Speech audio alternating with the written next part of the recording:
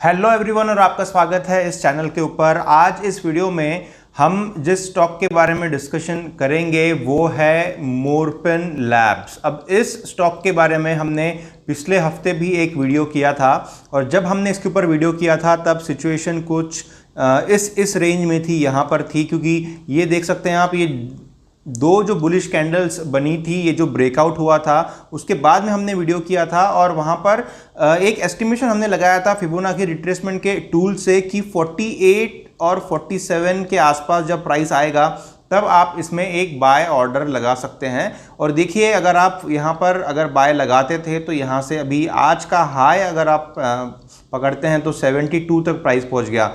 मतलब अगर आप 50 to 72 का पकड़ते हैं तो करीबन 40% का ये राइज है। 40 का राइज पहले भी, ये जो कैंडल्स है दोनों, यहाँ पर भी 40% का राइज हुआ था और ये कैंडल्स का रिट्रेसमेंट होने के बाद इस पोजीशन से इस पोजीशन तक यहाँ पर भी 40% का राइज हुआ है मोरपिन लैब्स के इस स्टॉक में।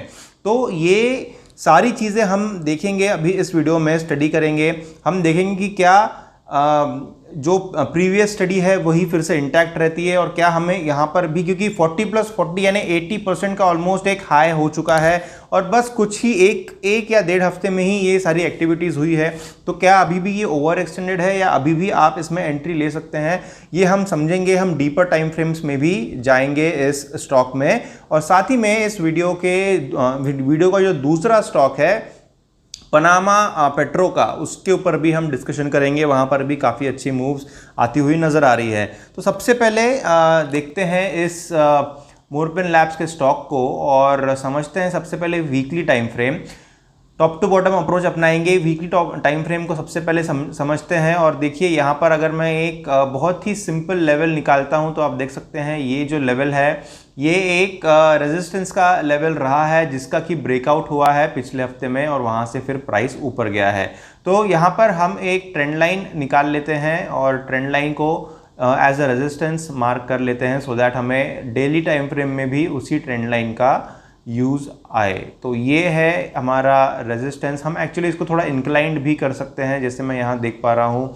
हम शैडोज़ को इंटरसेक्ट कर सकते हैं ट्रेंड लाइन निकालते समय, तो ये एक वैलिड ट्रेंड लाइन रहेगी। इसको थोड़ा नीचे भी ला सकते हैं और ये एक ट्रेंड लाइन है, ये एक रेजिस्टेंस का काम यहाँ पर इस ट्रेंड लाइन ने किया है और यही जो लेवल है इसका ब्रेकआउट हुआ था पिछले हफ्ते में जब हमने इसके ऊपर वीडियो किया था। उसके बाद में आप देख सकते हैं ये एक वीक हो गया और ये दूसरा वीक हो गया। यहाँ पर करीबन 80% का जंप इस स्टॉक में आया है और ये जो वीक है, जो वीक अभी चल रहा है, वहाँ पर ऊपर की तरफ प्राइस जा कर के नीचे आया है। तो ये जो कैंडल बना है फ्रेंड्स, इसको एक इन्वर्टेड हैमर कहा जाता है। ये एक इन्वर्टेड हैमर है और क्योंकि ये आप रेड में देख रहे हैं यानी एक बेरिश कैंडल है ये, इसलिए इसको एक बेरिश इन्वर्टेड हैमर ऐसा कह सकते हैं। साथ ही में इसका अगर दूसरा नाम आप पूछे तो इसको शूटिंग स्टार, माफ़ कीजिएगा, शूटिंग स्टार भी इसको कहा जाता है ये जो कैंडल है। तो शूटिंग स्टार या फिर बेरिश इन्वर्टेड हैमर, जो भी आप इसको कहना चाहें, या अगर आप इसको कोई नाम से भी ना जाने, लेकिन अगर आप इसको सिर्फ देखते हुए ही पहचान सकते हैं कि ये एक बेरिश कैंडल है और यहाँ पर रिजेक्शन ऑफ हायर प्राइसेस हो रहा है। ऊपर के प्राइजेस का रिजेक्शन हो रहा है और प्राइस नीचे आ रहा है। इसका मतलब साफ है कि प्राइस जो है वो कुछ हद तक नीचे, यानी retracement, rejection of higher prices करके नीचे आने की कोशिश यहाँ पर कर रहा है। और अगर आप ये जो दोनों ग्राफ्स है, ये है EMA 21 का ग्राफ और ये है EMA 55 का ग्राफ। EMA 21 यानी ये जो ग्राफ है इसकी मैं बात कर रहा हूँ और ये है EMA 55। ये दोनों मूविंग एवरेजेस जो है, इसको हम मूविंग एवरेजेस कहते हैं। मूविंग एवरेजेस से काफ़ी ऊपर जा चुका है प्राइस और जब भी हमने रिपीटेडली देखा है, जब भी मूविंग एवरेजेस से ऊपर जाता है प्राइस तो फिर मूविंग एवरेज के करीब आने की कोशिश करता है। मतलब कुछ इस प्रकार का मूवमेंट मूविंग एवरेज का रहेगा और इस प्रकार से प्राइस यहाँ पे नीचे आ सकता है। क्योंकि अगर आप इसकी हिस्ट्री भी देखें तो ये देखिए, ये यहाँ पर जब भी प्राइस ऊपर गया इस कर्व से तो प्राइस फिर से नीचे आया और प्राइस ने इसी कर्व का सपोर्ट लिया, फिर से प्राइस ऊपर गया तो फिर से नीचे आया, यहीं पर सपोर्ट लिया, फिर से सपोर्ट लिया, फिर से ऊपर जाने के बाद यहाँ पर आया और सपोर्ट लिया। तो यही चीज़ एक्सपेक्टेड है। अब जबकि प्राइस इतना ऊपर जा चुका है तो फिर नीचे आके इस EMA 21 का सपोर्ट ज़रूर लेगा। ऑलराइट, तो ये वीकली टाइम फ्रेम था। वीकली टाइम फ्रेम में हमने देखा कि प्राइस थोड़ा ओवर एक्सटेंडेड है, काफ़ी अच्छी रैली है, लेकिन एक फिबोनाची रिट्रेसमेंट का टूल भी हम यहाँ पर लगा करके देख लेते हैं कि यहाँ पर क्या प्राइस नीचे अगर आता है तो किस लेवल तक आ सकता है। तो देखिए ये अगर आप इस इम्पल्सिव वेव की बात करें तो यहाँ से शुरुआत करके हम इस लेवल तक, मैं इसको इस साइड ले लेता हूँ, इस लेवल तक आप इम्पल्सिव वेव को मार्क कर सकते हैं। और अब यहाँ पर अगर हम देखें तो एक तो 38% का लेवल है और ये 50% का लेवल है। तो 38% का लेवल है यहाँ पर, जो कि है 59 का ये लेवल है, और ये जो लेवल है करीबन 56, जी हाँ 55 का ये लेवल है। सो 59 एंड 56 ये दो लेवल्स है जहाँ पर कि प्राइस नीचे आ सकता है, यहाँ पर रेस्ट कर सकता है और फिर यहाँ से ऊपर जा सकता है। तो 59 और 56 ये दो रीजन्स को हम ध्यान में रखते हुए आगे चलते हैं और आगे देखते हैं कि डेली टाइम फ्रेम में किस प्रकार से हम मूवमेंट्स एक्सपेक्ट कर सकते हैं। तो ये है डेली टाइम फ्रेम, और इस फिबोनाची के टूल को हम यहाँ पर डिलीट कर देंगे क्योंकि उसका अभी हमें फ़िलहाल ज़रूरत नहीं है, क्योंकि हमने 55 और 59 ये दोनों लेवल्स को ऑलरेडी पहचान लिया है। तो यहाँ पर अभी देखिए पिछले वीडियो में भी हमने जो बात की थी वो यही की थी कि ये दो बड़ी कैंडल्स बनने के बाद में प्राइस नीचे आएगा, और अगर आप ध्यान से देखें तो ये शैडो ये यहाँ तक आया है, मतलब 48 का प्राइस या थोड़ा उससे ऊपर है शायद, तो इस रीजन में प्राइस आया था और वहाँ से फिर उसने ऊपर की तरफ रुक किया। तो अभी भी हम फिर से एक बार, जैसे हमने वीकली टाइम फ्रेम में 59 और 56 या 55 ये दो लेवल्स को पहचाना है, वैसे ही हम डेली टाइम फ्रेम में भी एक बार फिबोनाची रिट्रेसमेंट का टूल लगाते हैं, और इस बार हम यहाँ से इसको मेजर करेंगे क्योंकि ये इस पॉइंट से ऊपर गया है और ये हाई उसने बनाया है यहाँ पर। तो ये हमने मार्क कर लिया, और अभी हम यहाँ पर ये देख पा रहे हैं कि यहाँ पर हम देख सकते हैं कि ये देखिए ये 23% वाला लेवल है, ये 38 वाला है और ये 50 वाला है। तो 38 वाला जो है वो यहाँ पर आता है और उसका प्राइस लेवल है 63, और 0.5 यानी 50% का जो लेवल है वो यहाँ पर आता है जिसका प्राइस है 60।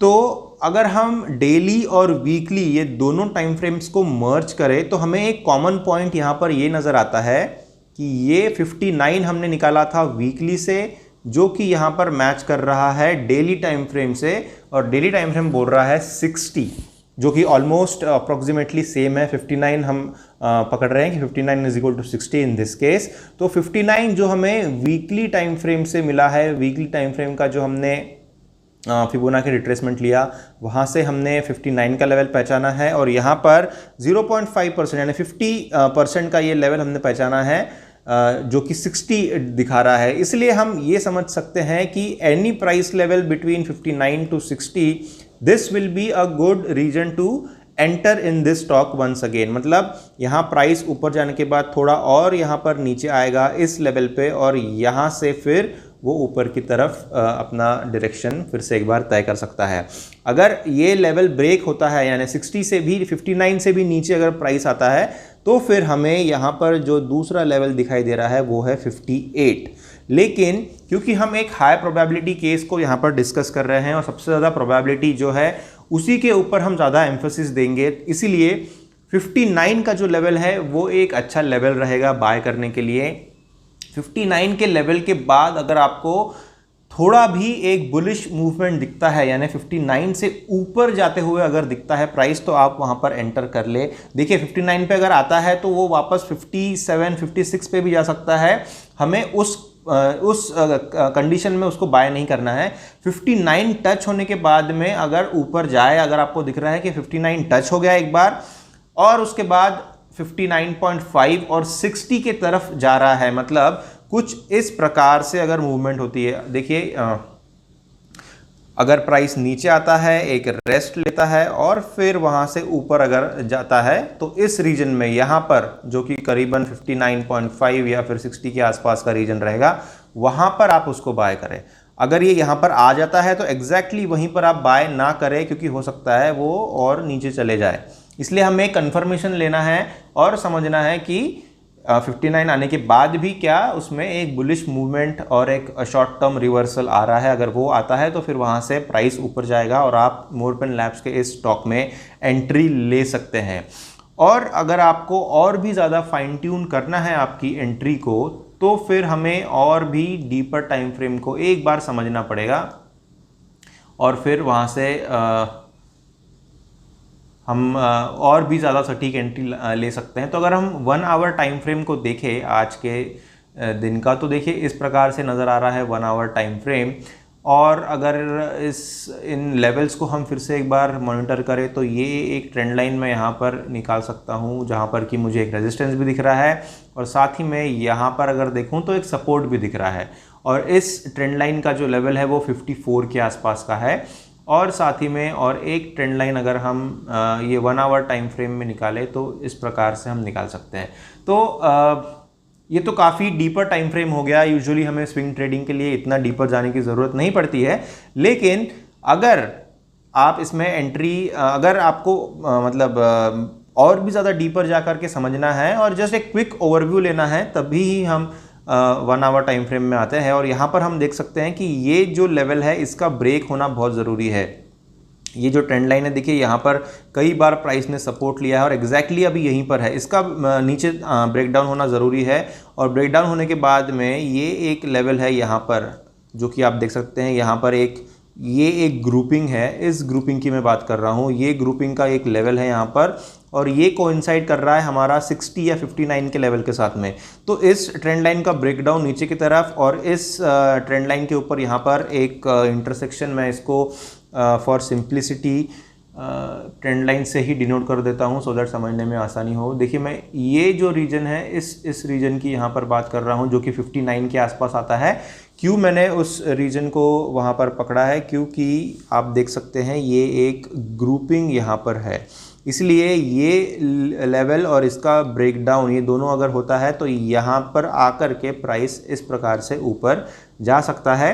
अगर ये नीचे यहाँ टच करता है तो आप यहाँ कहीं इसको इस रीजन में 60 के आसपास कहीं बाय करें। अगर प्राइस नीचे आता है तो हो सकता है यहाँ से वही चीज़ रिपीट हो, यहाँ पर रेस्ट ले प्राइस और फिर उस केस में आप इस रीजन में यहाँ पर यानी 56 के आसपास बाय कर सकते हैं। तो ये है स्ट्रैटेजी यहाँ पर मोरपेन लैब्स में। आप और भी ज़्यादा डीपर टाइम फ्रेम अगर जाना चाहे तो वहाँ पर आप एंट्रीज़ को और भी अच्छे से प्लान कर सकते हैं। ये हो गई बात इस स्टॉक की। दूसरा जो स्टॉक हमने आज डिस्कशन के लिए लिया है वो है पनामा पेट्रो। और यहाँ पर पनामा पेट्रो के इस स्टॉक में हम सबसे पहले टॉप टू बॉटम अप्रोच अपनाते हुए देखते हैं इसका मंथली टाइम फ्रेम। ये है monthly time frame Panama petro का और आप देख सकते हैं यहाँ पर कितना ह्यूज डाउनफॉल में रहा है ये स्टॉक।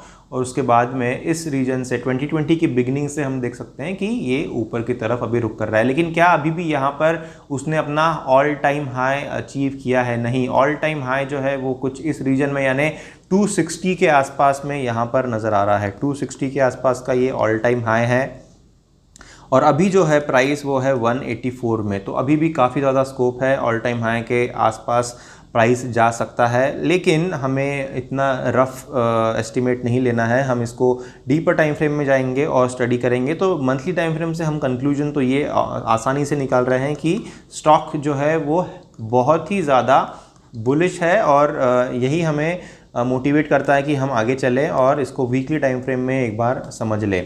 तो मंथली टाइम फ्रेम से चलते हैं, यहाँ हम वीकली टाइम फ्रेम में आए हैं और वीकली टाइम फ्रेम में फिर से हम एक ग्रुपिंग यहाँ पर देख रहे हैं। एक साइडवेज मूवमेंट का ग्रुपिंग है जिसका कि ब्रेकआउट भी रिसेंटली हो गया है। आप देख सकते हैं ये एक बॉक्स पैटर्न में यहाँ पर ग्रुपिंग हुआ है, जहाँ पर कि ये जो लेवल है ये सपोर्ट रहा है और ये जो लेवल है ये रेजिस्टेंस रहा है। और एक आप अगर यूजुअली फॉलो करते हैं हमारे चैनल के ऊपर जो स्टॉक्स का स्टडी हम करते हैं, तो हम राउंडिंग बॉटम पैटर्न जो है उसको काफ़ी ज़्यादा इंपॉर्टेंस देते हैं। आप यहाँ पर देख सकते हैं किस प्रकार से ये एक mirror image of cup and handle formation है। ये एक कप है, माफ़ कीजिएगा, ये एक हैंडल है और ये जो फॉर्मेशन है ये एक कप है। तो ये एक आप यूजुअली कप एंड हैंडल कहते हैं, लेकिन ये handle and cup type of formation बनता है, जिसका कि ये राउंडिंग बॉटम का ये जो है ये लिड है या फिर ये रेजिस्टेंस लेवल है या एक टॉप है, ऐसा आप कह सकते हैं। और यहाँ से फिर प्राइस ऊपर जो गया उसके बाद में फिर से एक बार एक रिट्रेसमेंट आके फिर से प्राइस ने ऊपर की तरफ रुक किया और अभी प्राइस जो है वो साइडवेज मूवमेंट दिखा रहा है। और रिसेंटली अगर हम देखें तो इस बॉक्स के भी ऊपर प्राइस जा चुका है, तो काफ़ी बुलिश यहाँ पर भी नज़र आ रही है चीज़ें। तो इसलिए हम चलेंगे आगे और डेली टाइम फ्रेम में समझते हैं कि क्या हमें इसमें एंट्री लेनी चाहिए और अगर हम एंट्री लेते हैं तो क्या हमारे लेवल्स रहने चाहिए। तो ये एक बहुत ही आइडियल सिनारियो यहाँ पर नज़र आ रहा है डेली टाइम फ्रेम में। यहाँ पर हम ट्रेंड लाइन्स निकाल लेते हैं और ट्रेंड लाइन की हेल्प से हमें एग्जैक्ट लेवल्स भी मॉनिटर करने में आसानी हो जाएगी। ये सबसे पहले ये एक लेवल है, यहाँ पर इसको हम थोड़ा नीचे की तरफ ड्रैग कर सकते हैं और यहाँ रख सकते हैं। और दूसरा एक लेवल है जो ये लेवल है, इसको भी हम थोड़ा अगर एक्सटेंड करें इस डायरेक्शन में ऐसे तो काफ़ी सारे टच पॉइंट्स यहाँ पर भी नज़र आ रहे हैं। इसको भी हम थोड़ा ऐसे फाइन ट्यून कर सकते हैं। तो देखिए ये दो लेवल्स आ गई, उसके साथ में और एक लेवल जो है वो ये है और वो बहुत ही इम्पोर्टेंट लेवल है। इसको भी हम थोड़ा इस तरीके से अगर फाइन ट्यून करें तो काफ़ी सारे टच पॉइंट्स यहाँ पर मिल रहे हैं। तो देखिए 3 ट्रेंड लाइंस हमने निकाल ली है और 3 ट्रेंड लाइंस अगर आप रेगुलर व्यूअर है इस चैनल पे तो आप जानते होंगे कि 3 ट्रेंड लाइंस यानी हम यूजुअली नहीं निकालते हैं, लेकिन यहाँ पर हमने 3 ट्रेंड लाइंस ली हैं। ये जो लेवल है ये रेजिस्टेंस है, ये जो लेवल है ये सपोर्ट है। रेजिस्टेंस इसलिए कहा जाता है क्योंकि प्राइस यहाँ से ऊपर नहीं जा पा रहा है, उसको रेजिस्टेंस मिल रहा है। इनफैक्ट यहाँ पर भी रेजिस्टेंस ही है। ये आपको कुछ कैंडल्स ऊपर की तरफ दिख रही है लेकिन ये बेरिश कैंडल्स है, तो प्राइस को नीचे ढकेला गया है, इस लाइन से भी नीचे प्राइस को ढकेला गया है। और ये सपोर्ट इसलिए है क्योंकि यहाँ पर प्राइस इस लाइन से नीचे नहीं जा पा रहा है, इसलिए ये जो है ये सपोर्ट है। और सपोर्ट के साथ में अगर आप यहाँ पर देखें तो इस रीजन में प्राइस ने रेजिस्टेंस लिया है, यहाँ पर ये जो है ये रेजिस्टेंस दिखाता है। तो काफ़ी इंपॉर्टेंट ट्रेंड लाइंस है ये सारी। ये ऊपर की जो ट्रेंड लाइन है ये एग्जैक्ट अभी जहाँ पर प्राइस है वहीं पर है, थोड़ा अप्रॉक्सीमेटली अगर आप समझे तो 184 के आसपास में। और ये जो ट्रेंड लाइन है ये इंक्लाइन ट्रेंड लाइन है, फिर भी एक लेवल अगर इसका हम ले तो करीबन 150 के आसपास का ये लेवल है। तो अब हमें यहाँ पर क्या सोचना है, देखिए सबसे मेन चीज़ यहाँ पर एक ऑब्जर्वेशन ये है कि ये एक डब्ल्यू पैटर्न यानी डबल बॉटम का पैटर्न यहाँ पर है और उसका ब्रेकआउट हो चुका है। ये देखिए ये एक डब्ल्यू पैटर्न है और डब्ल्यू पैटर्न का ये जो एपेक्स है उसका ब्रेकआउट ये यहाँ पर हुआ है।